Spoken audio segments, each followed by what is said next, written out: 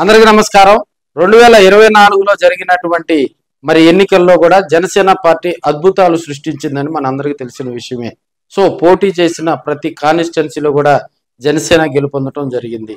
So 2024 తర్వాత కూడా Janasena plenary వరకు అక్కడ 24లో ఏ అయితే గ్రామ కమిటీలు, మండల కమిటీలు, జిల్లా కమిటీలు అయితే ఉన్నాయో వాటితోటే కాలం వెల్లదీస్తూ కూడా జనసేన ముందుకు సాగుతూ కూటమి ప్రభుత్వంలో కూడా కీ రోల్ పోషిస్తూ అధినేత పవన్ కళ్యాణ్ గారు కూడా ముందుకు నడుస్తున్న వేళ దసరా తర్వాత కూడా జనసేన ఒక కొత్త రకమైన ఆలోచనతోటి ప్రజల్లోకి వస్తుందని మనం తెలియజేసుకోవచ్చు.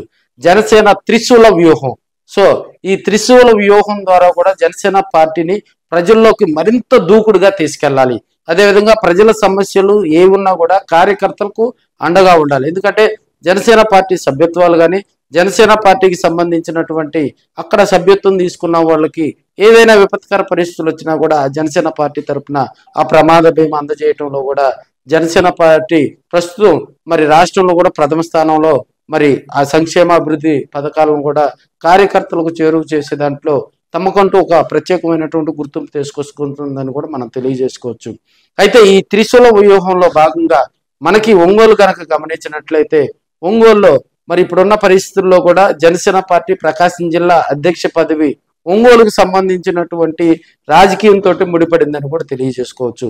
ఇప్పటి వరకు జనసేన పార్టీలో జిల్లా అధ్యక్షులుగా ఉన్నటువంటి షేక్ రియాజ్ కు ఉడా చైర్మన్ పదవి కట్టబెడుతూ కూడా సంచలనాత్మకమైనటువంటి నిర్ణయం తీసుకున్నారు. ఒంగోలు ఎమ్మెల్యే దామచర్ల జనార్దన్ తోటి రియాజ్ కున్నటువంటి సాన్నిహిత్యం దృష్ట్యా కూడా వారిరువురు కలిసి రాబోయే రోజులు కూడా ఒంగోలులో దూకుడు పెంచనున్నారు. అదేవిధంగా మరోవైపు బాలినేని శ్రీనివాస్ రెడ్డి కూడా రాబోయే రోజుల్లో త్రిశూల వ్యూహం అమలు చేస్తారా?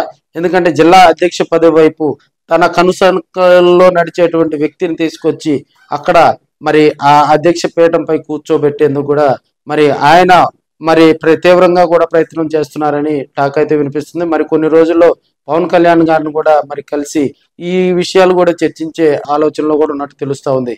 అదేవిధంగా బాలినేనికి 3 జిల్లాలకు సంబంధించి కానీ 5 జిల్లాలకు సంబంధించి కానీ ఒక మంచి పదవి వస్తుందని ఇప్పటికే పార్టీలో లుకలుకలు అయితే వినిపిస్తా ఉన్నాయి. అదేవిధంగా ప్రస్తుతం జనసేన పార్టీ జిల్లా అధ్యక్ష రేసులో రియాజ్ వైపు నుంచి ఆ పదవిపై కూడా ఆశలు పెంచుకున్నటువంటి సందర్భాలు చూస్తా ఉన్నాం.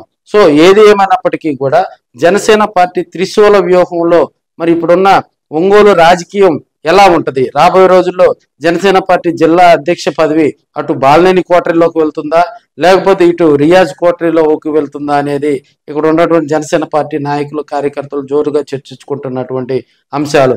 అదేవిధంగా ఎవరికి వారు తమ కోటరీకే తమకు అనుకున్న వ్యక్తులకి ఆ పదవి కట్టబెడతారని అటు బాలినేని వర్గం చెప్పుకుంటా ఉండగా మరోవైపు రియాజ్ వర్గానికే ఆ పదవి కేటాయిస్తారని చెప్పి కొంతమంది దానిపై ఆశలు పెంచుకున్నటువంటి సందర్భాలు మనం చూస్తా ఉన్నాం. ఒంగోలు కాన్స్టిట్యున్సీలో రాబోయే రోజుల్లో జనసేన పార్టీ గ్రామ కమిటీల నుంచి కూడా త్రిశూల వ్యూహంతో గ్రామ కమిటీల్లో కూడా యాక్టివ్గా ఉన్నటువంటి మెంబర్స్ ను మండల కమిటీ, జిల్లా కమిటీల్లో యాక్టివ్ గా పనిచేసే వాళ్ళకి ప్రాధాన్యత ఇస్తూ రాబోయే రోజుల్లో త్రిశూల వ్యూహంతో జనసేన పార్టీ ఆ జనరల్ బాడీలన్నింటినీ కూడా అంటే కార్యవర్గాలను ఏర్పాటు చేసుకొని రాబోయే రోజుల్లో జనసేన పార్టీ ప్రజల్లోకి మరింత దూకుడు పెంచేందుకు అధినేత పవన్ కళ్యాణ్ గారు కూడా ఇప్పటికే కసరత్తు పెంచినట్టు తెలుస్తుంది. సీనియర్లను గౌరవిస్తూ జూనియర్లకు ప్రాధాన్యత ఇస్తూ కూడా రాబోయే రోజుల్లో జనసేన పార్టీ ముందుకెళ్తా ఉంటుంది. సో ప్రకాశం జిల్లా అధ్యక్ష పదవిపై కూడా అటు బాలినేని వర్గం ఇటు రియాజ్ వర్గం కూడా ఎవరికి వారే తమకే ఆ పదవి దక్కుతుందని ఇప్పటికే ఒంగోలు కాన్స్టిట్యున్సీలు కూడా చాటుమాటుగా వినిపిస్తున్నాయని కూడా మనం చెప్పుకోవచ్చు.